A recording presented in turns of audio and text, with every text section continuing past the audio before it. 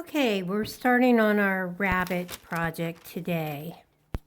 So, this is your pattern that you got in your kit, and you've traced it and colored it. I use colored pencils and markers, so that's what you can use to color your kit. Now we're going to cut it out and glue it to our beading foundation material. So you go right along the line, the outside line here.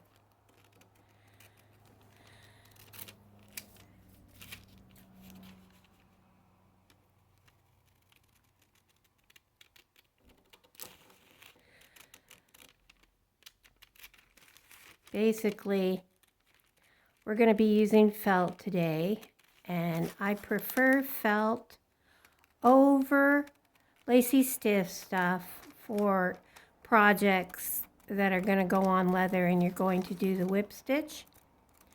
And that's because I use 2 thicknesses of felt to do the beadwork, and that way you can have a little bit of cushioning underneath your whip stitch and it looks nice.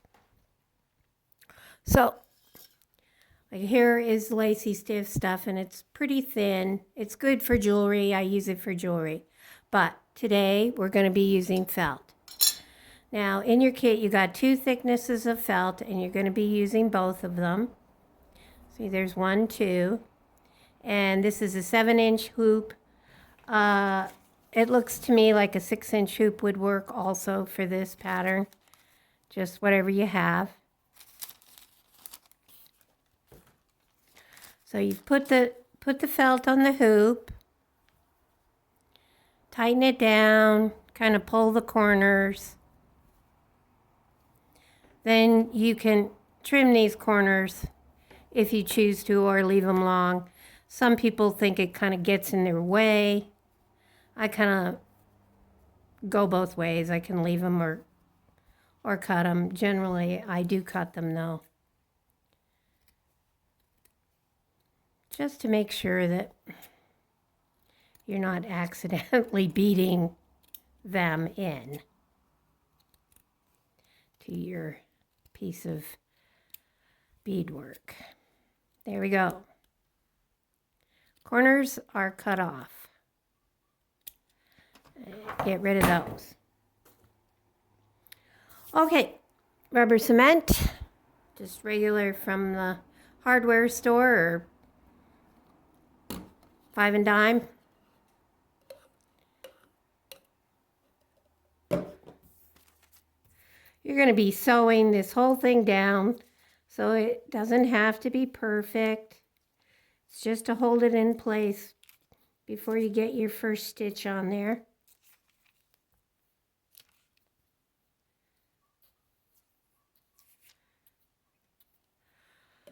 Okay. There we go. Put it right in the center.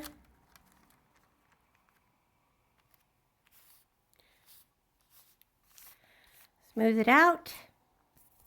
Get that rubber cement off your fingers. Kind of comes right off with a little rubbing. And we're ready to bead. So, I'm going to be using 2 needles. This is a 13, and I tend to use a long needle for my double thread because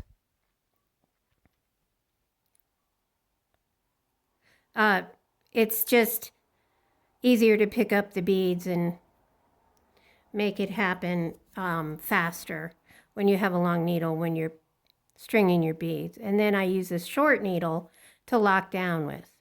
But either will do for both sides of it. You can use a long needle for both needles, or you can use a short needle for both needles. Okay, still got a little rubber cement on my fingers. Okay, Don't mind my crazy looking beat up hands. It's planting season, and they're in, when I'm not sewing, my fingers are in the dirt. Okay, so that's a double thread, and I'm just tying a good knot there.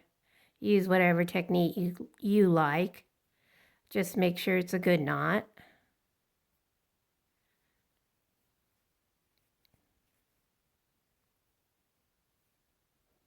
I usually go 4 times.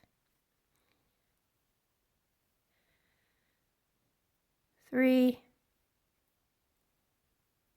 and 4.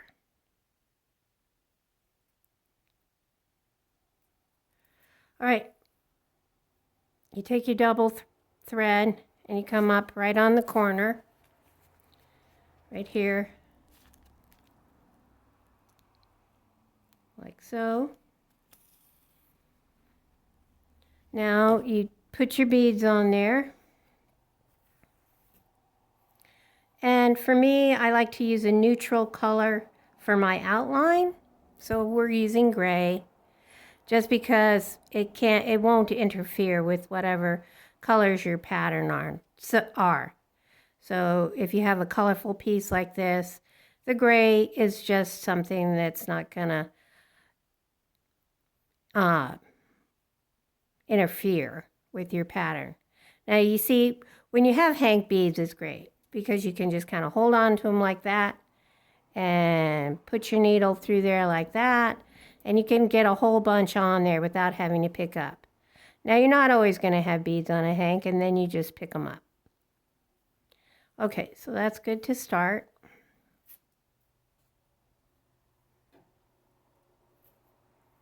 We'll put those aside. Make sure that's how it's going to look right there, like that. All right, thread our second needle, and this is going to be a single thread. So this kind of not very straight one. None of them are straight. They start to bend after a while. I use Nemo size B. You can use whatever kind of thread you like. A lot of people have preferences, and they all work. I grew up on Nemo and white, and it's just what I stick with. Okay, so this is your single thread. We're going to tie it 4 times, or 5 or 6 when you're doing a single thread.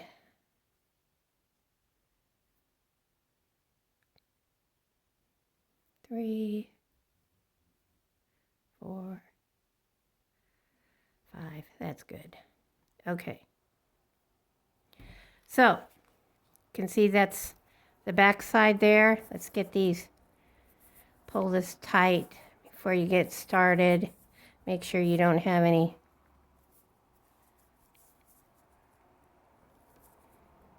little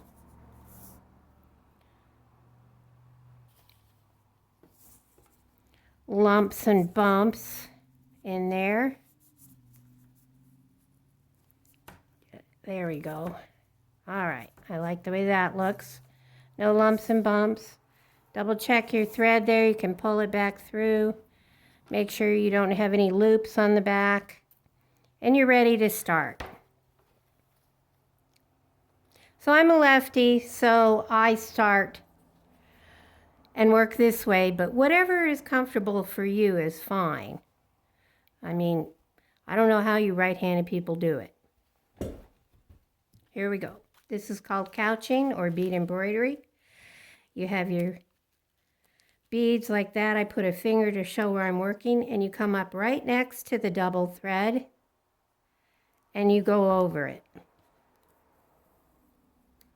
You're going to do this on every 2 beads.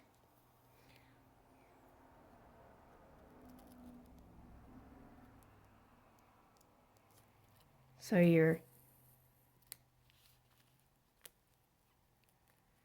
coming up next to the double thread and going over it and going down in the paper.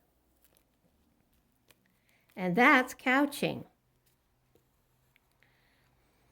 This is the primary stitch I use for all my beadwork. And I tend to use the table with the beadwork half on and half off. That works best for me.